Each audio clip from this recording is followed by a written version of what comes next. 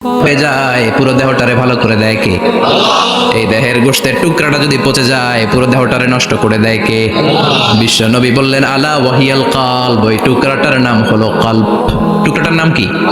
এজন্য কলবের মধ্যে আল্লাহর জিকির বসাইতে হবে। কি বসাবেন? নাকি আয়না বসাবেন? আয়না বসায় না? আয়না বসাইয়া দে মোর দয়াল বাবা, কেবলা কাবা সব মুখস্থ। আয়না বসাইয়া দে মোর। নবীর কলবে আয়না বসায় নাই নবী। সেদিন আবু বকর, ওমর ফারুক কেউ আয়না বসাইছে? আবু হানিফা, শাফিঈ এরা কলবের মধ্যে আয়না বসাইছে? বসাইছে জিকির। চিল্লায় বলেন বসাইছে কি?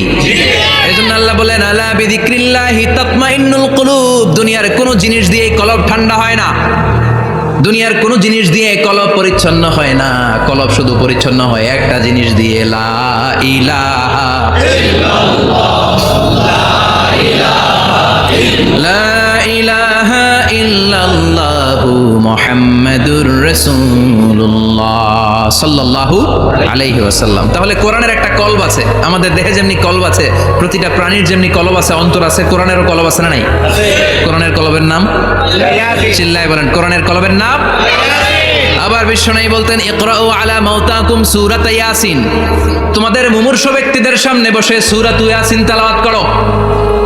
রূহ চলে যাবে, মৃত্যুর একেবারে দ্বার প্রান্তে দাঁড়িয়ে এই মুহূর্তে তার পাশে বসে পড়তে আরম্ভ করেন ইয়াসিন ওয়াল কুরআনিল হাকীম ইন্নাকা লামিনাল মুরসালিনা আলা সিরাতিম মুস্তাকিম। ওই ব্যক্তির ঈমানের মৃত্যু দান করে দিবে কে?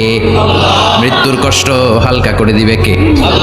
আবার বিশ্বনবী বলতেন রাত্রিবেলা যে ব্যক্তি একবার সূরাত ইয়াসিন তেলাওয়াত করে ঘুমাতে যায়, সকালবেলা নিষ্পাপ অবস্থায় তারে ঘুম থেকে জাগাবে কে? তাহলে এই সূরার মর্যাদা কম কম না বেশি বেশি? কলবুল কোরআন, এটা কোরআনের কলব। একবার পড়লে 10 পড়ার সওয়াব। আবার মুমূর্ষু ব্যক্তির সামনে বসে সূরা ইয়াসিন তেলাওয়াত করতে বলা হয়েছে। তাহলে মৃত্যুর কষ্টরে হালকা করে দেয় কে? আল্লাহ। আবার রাত্রিবেলা সূরা ইয়াসিন তেলাওয়াত করলে সকালবেলায় নিষ্পাপ বানায় দেয় কে? মনে থাকবে? কোরআনের কলবের নাম কি? ভুলে যাবেন না তো? বেশি বেশি তেলাওয়াত করতে রাজি আছেন? সকাল সন্ধ্যা তেলাওয়াত করবেন তো? সূরা ইয়াসিন ছাড়াও এই সূরার অনেকগুলো নাম তাফসীর গ্রন্থে পাওয়া যায়। এই সূরার একটা নাম হচ্ছে সূরাতুল কাদিয়া।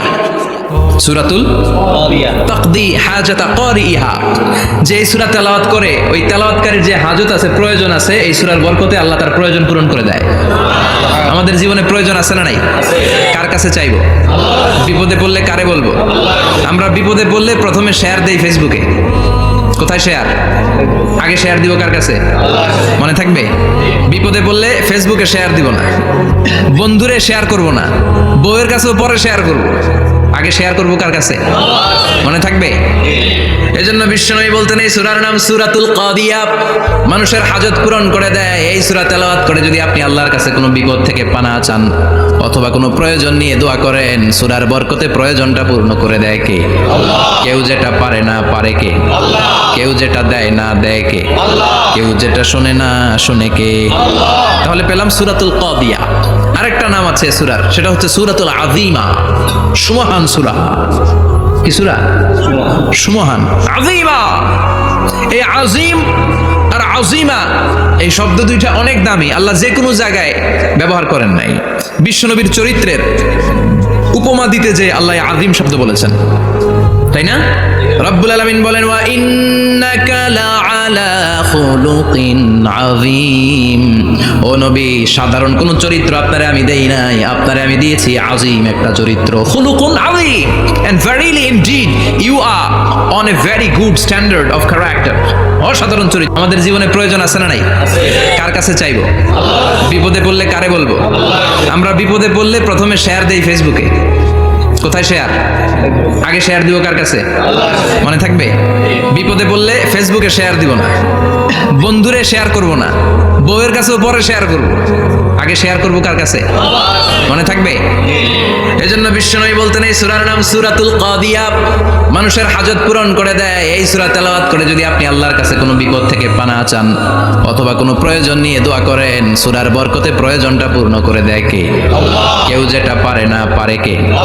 কেউ যেটা দেয় না দেয় কে? কেউ যেটা শোনে না শোনে কে?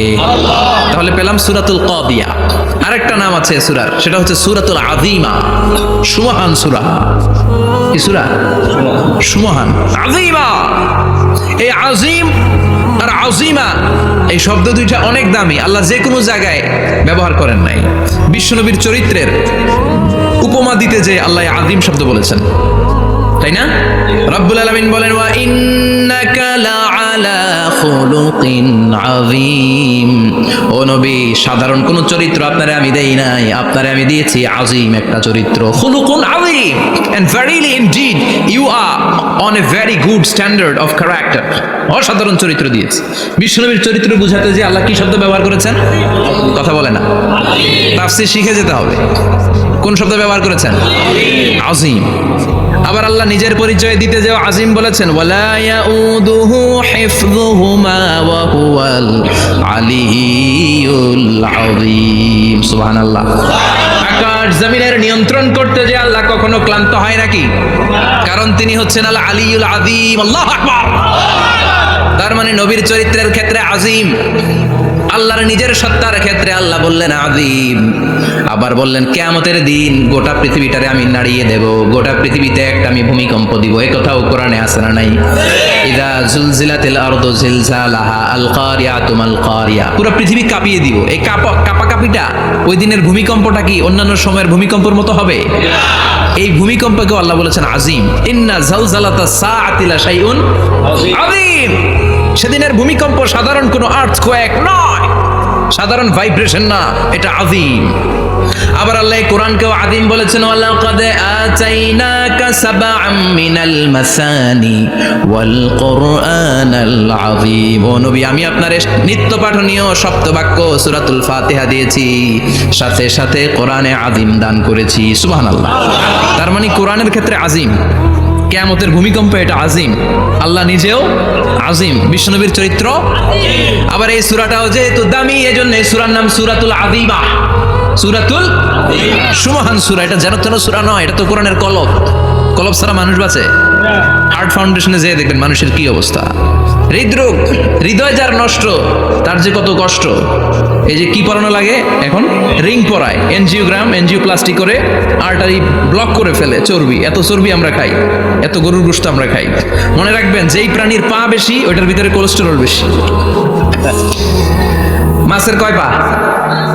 হ্যাঁ, নাই, এখানে নাই, মাছের পাটা নাই, কোলেস্টেরল নাই। মুরগির কয় পা? জোরে বলতে হবে।